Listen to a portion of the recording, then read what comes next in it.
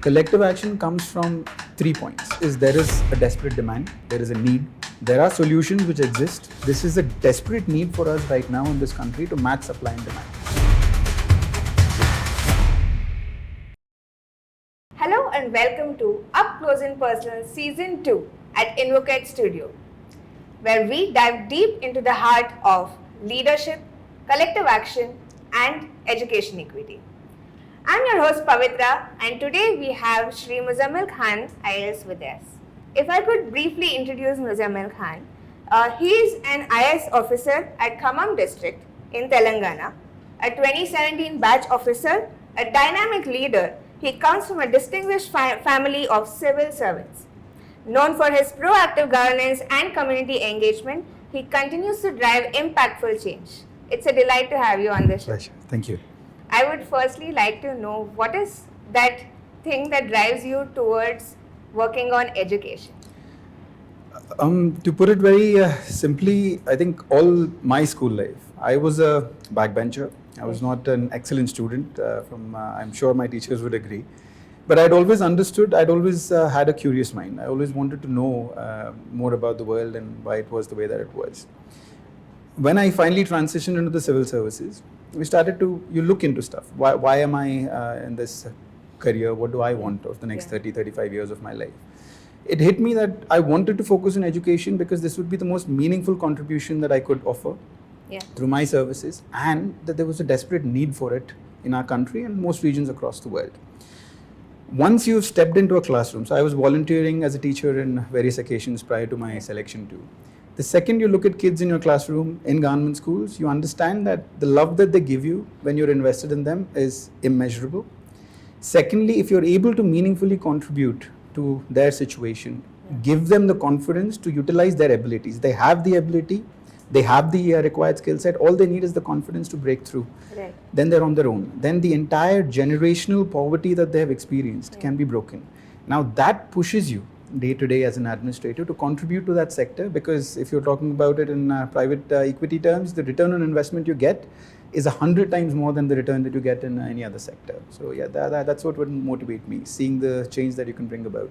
I absolutely agree. I have also been a teacher with children, and I can totally relate to you when you say the connection with the children matters so much more than what we're actually even teaching to them. Yes. And that also brings me to the next question. You work with the community as well, and you hold importance of community engagement. Can you shed a little more light on that for us? See, any program of the government, especially in education, first thing that we must do, and we do, is to identify our stakeholders. Now, when we talk about education, the stakeholders would be the teachers, stakeholders would be the parents, stakeholders would be the administration, and NGOs that we work with, CSOs that we work with, and the most important stakeholders are the children that are in the classroom. Why do we engage with the community? 8 hours of teaching per day, 16 hours outside of it. Now, the parents have to be involved. The local society that they come from has to be involved. Administration has to be involved to ensure that this learning environment is continuous, conducive. When the community buys into this, learning goes back to this adage that we have had in our culture, saying that it takes a village to educate a child. That's where the community becomes important. Everyone has a part to play. It's not an adversarial approach where the parents say that this is the government's job, or the government says this is the parents' job. Both of them together say we don't have funds, so let's push it to the private sector or NGOs. Together, if we understand that we have a role of continuous learning and continuous education for this child, the community benefits as a whole too. Because this child is our investment in our future, right? And tomorrow, if we make sure that a child that is educated, that is aware, that is curious, that is very invested in their society comes up, the world gets to be a better place and the country gets to be a better place. You don't have to prod this child or nudge this child in the right direction tomorrow. So this is why we buy into the community approach, because the results that you get from it are far more ingrained and far more deep than just pointing at one stakeholder and saying that this is your responsibility. Right. That's really a nice perspective, and you put it out really well. Could you share one experience you have had during your community visits? I think one of the deepest impacts on my psyche has been prior to me joining the service actually. So I was teaching in a school that was run in a slum with a lot of migrant children right behind my home in Hyderabad. Right. So while I was waiting for the results for this the civil service exam, I was volunteering there for about 2-3 months. So I remember I went into the classroom and I asked, so I had this rule right from day one that you must come impeccably dressed to the class. Whatever uniform you have, no buttons are missing, nothing would be. So my students came in, there was a girl and a guy, Kavya was her name and Ramesh was his.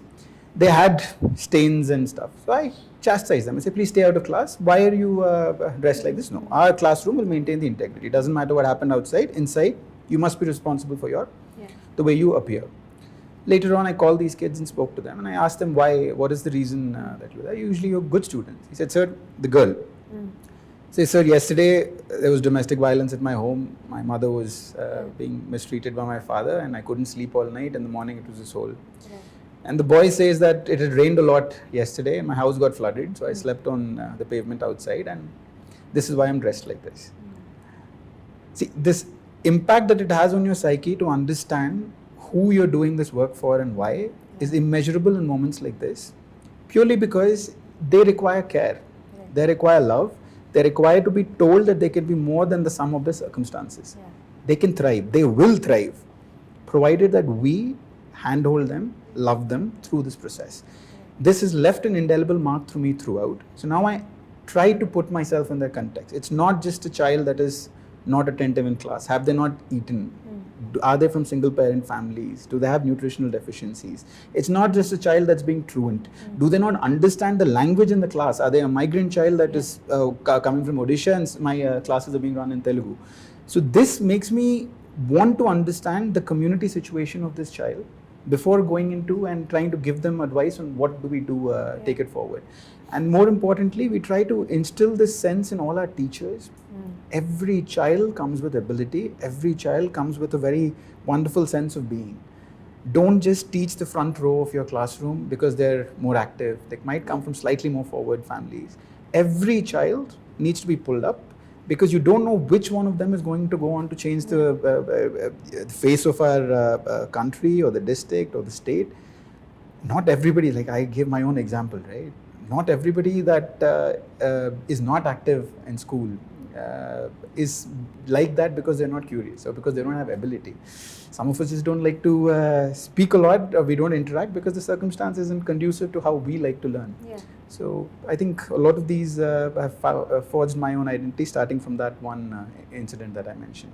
That's really a touching story and everything that you have said after that, it's so valid and I really resonate with the values that you are sharing with us. Thank you. And you know that some of the organizations also in the state districts work towards education. How do you think the department and these NGOs can work cohesively and towards collective action? See, collective action and collaboration is the way forward. You don't live in a silo-based world anymore. No one institution or no one person has claim to the entirety of knowledge required to make systems run well. Collective action comes from 3 points. The first is there is a desperate demand, there is a need, there are solutions which exist in different institutions, could be within government, could be outside a government, could be outside the country. The third, this is a desperate need for us right now in this country to match supply and demand. The demand for good education, good jobs versus the supply of knowledge that is available across platforms. It's the role of an administration and the government to match this, to provide a clearing space where both these people, both stakeholders get onto a platform and the child is given an education that helps translate into success tomorrow. And why is the need to do this immediate? No child repeats a class. Either we do it now or we write off generation after generation in a classroom saying that by the time my plan comes in, you were not in class. Start now. Of course, it requires a degree of trust. Do your vetting, do your due diligence or whatever on both sides. Get started on a program, continuously keep revising it, but utilize whatever expertise, resources, funds, intention, motivation exists. Get started together. over time refine the program and make sure that it goes in the right direction. Of course, the safeguards that need to be provided will be provided, but the belief in the ability of both multiple stakeholders to contribute meaningfully because the child needs it, is what drives our view on collective action. Right. How do you think collective action can be sustainable? Because when there are different institutions, organizations come together, and maybe eventually their priorities, goals might change. Do you think this is sustainable at all? Entirely so. Now, if you think of it in the context of dominoes, the initial start can come from maybe the right people at the right time, the right officer, the right organization, the right circumstance. Once the initial start is provided, as long as you make the local community stakeholders in your program, it will sustain beyond the initial conditions, transfers, things. The world is a very dynamic place, things change. The reason I say this is we have an example of this. When we took up a program in a district called Peddapalli, where I was posted earlier, I had a brief tenure of 11 months there. We found the right people. We got started on a couple of initiatives, summer schools and parent-teacher meeting improvements. All these programs were run through volunteers who were resident in the district. It's been 9 months since I've been transferred out. To the credit of the next official that came after me, they continue the program, but mostly it's the volunteers that continue because they bought into the idea. And it is their societies that they want to improve. Things come and go, like we float on the top, but the bedrock remains the same. So now these volunteers take it forward. So to answer to the point of sustainable action through collective action, find the right stakeholders, train them, make them invested in your idea or the idea that we have collectively for good education and good employment, and let the system run on its own. It should not be an officer-driven system. It should not be a circumstance-driven system, because then there's just flashes in the pan. You come and you go. Again, life is uncertain. You might not always have the time and the energy to do the things that you want to do. But if you create the right foundations, the building builds itself after that. So I believe that's one way to do it, is identify the right stakeholders, give them the right impetus and the right training, get the ball rolling, and whatever happens, it's okay. The ball will keep going in the right direction. That's a powerful thought indeed. I have so many more questions following that, but I think with the time constraint, we'd have to move ahead. You have recently visited Hyderabad for our program of Telangana Education Leadership Collective. What is your, based on your visit, what is your idea on collective action? See, one of the best things about the collective is that you've gotten people across platforms believing in one idea, contributing together. It's very rare in a system that's as democratic as ours to achieve that. But you've done it credibly so, because all stakeholders believe that our goal is that child in the classroom. That is one of the most beautiful things about the platform. Now, secondly, you are collaborating with different stakeholders, experimenting with different ideas and seeing what works. And a lot of it is working. That itself shows that the due diligence has been done, a lot of research has gone in, a lot of time has gone in. And out of these 10, 15 initiatives happening, you're going to get the best, and we'll be able to provide some alternatives to what we think is the problem with our education system now. And third, and I think most impactfully for me, I have deep admiration for leaders that come from the CSO space. Let me put it this way. Now, as an official, we get the legacy of governmental systems. Like when I entered the district as a collector or whatever else, there's hundreds of officials that report to the office. So it's easy for me to get started. To do it from the mindset of a CSO requires a lot more courage, because you're coming into a system often alone, wanting to bring change but not having the administrative system to do so. It takes a lot of courage to get started. So I have deep admiration for all of the leaders within the movement. Secondly, to continuously believe. This is a system which will see reversals, because for a few years we've been trying to get on this direction. It's not always going to be a straight wave up. When you see reversals, very rarely have I seen the collective back off, saying that, okay, this has not worked, or this is a bad year, this is the thing, or the official has changed, we have to get started all over again. I've seen it repeatedly, because I myself have collaborated with the collective for about across three postings now. Equal enthusiasm to get started in every district that I have been in. Purely because you believe in the idea again. And finally, you have a cogent idea of how you want to get things to how you want things to be put into action. Reason I say that is, see, words are cheap. Ideas often are cheaper. All of us want something, but very few might have the plan to get there.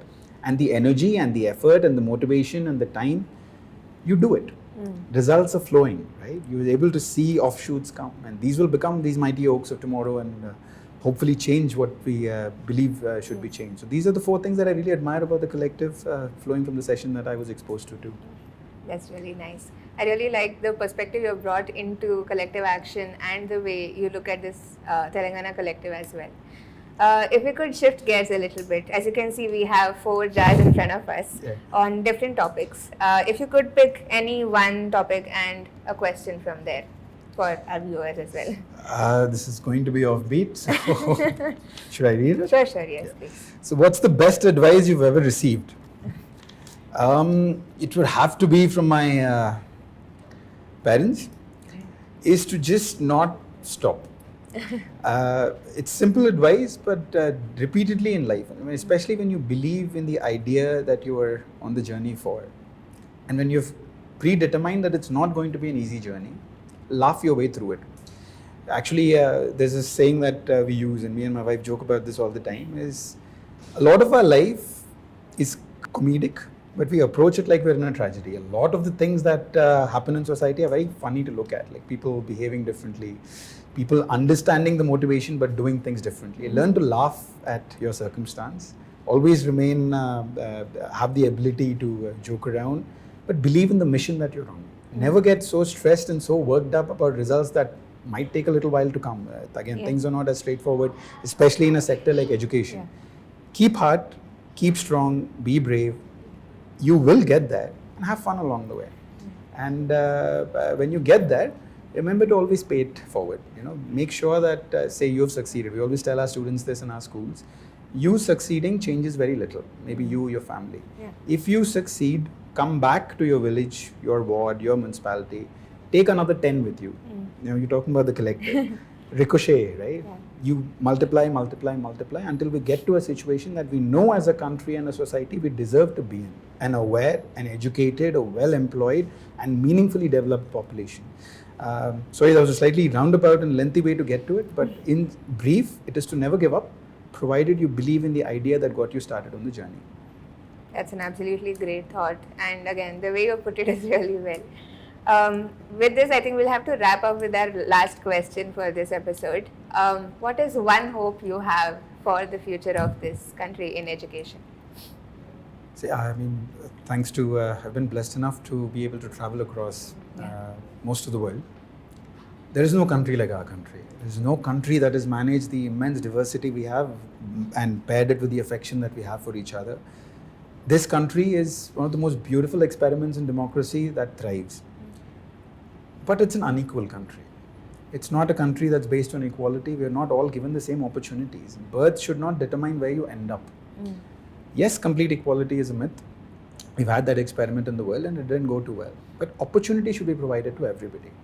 So my hope is that this opportunity gets provided to everyone that has the ability to do it. There is nothing more suffocating than having ability and not being able to translate it. So we're on the right track. I mean, in an era of pessimism in the news, I'm an extreme optimist because what I see in the world around me is wonderful. India is on the right track. Women are getting educated. Women are getting gainfully employed. Girls are getting educated in record numbers and doing really well in schools. These are all positive offshoots. We are on the right track. Keep heart, keep optimistic, retain hope. I mean, they often say this in Greek mythology, right? The last thing that got out of Pandora's box was hope after all the ills. But hope is what will conquer all of this.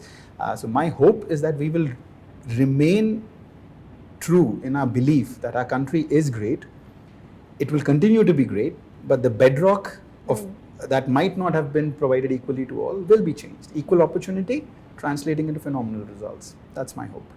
That's a really nice thought. And I think with powerful leaders like you, there's so much more we can look forward to as well. Thank you so much for sharing your stories and insights and wisdoms with us. Very kind of you to invite me. Thank you. Yes. Thank you. With that, we come to the end of this episode of Up Close and Personal. I'm your host, Pavitra, with Muzammil Khan with us. Thank you, audience, as well, for tuning in to this episode. Stay connected, keep the dialogue going, and see you next time.